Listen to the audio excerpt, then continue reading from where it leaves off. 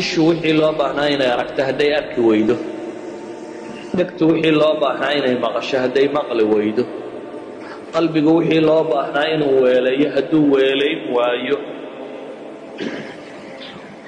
waa dhib. ilaahay baa qur-aanka wuxuu ku leeyahay jahannama duul baan ugu talagalnay jin iyo insiba ka mid ah. ahlu naarka maxaa u calaamada marka?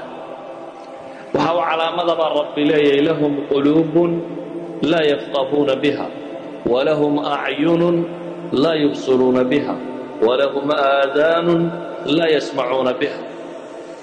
waxa ilaahay leeyahay subxaanahu wa tacaala waxay leeyahay quluub aanay wax ku fahmin, waxay leeyihiin indho aanay wax ku arag, waxay leeyihiin dhago aanay wax ku maqal.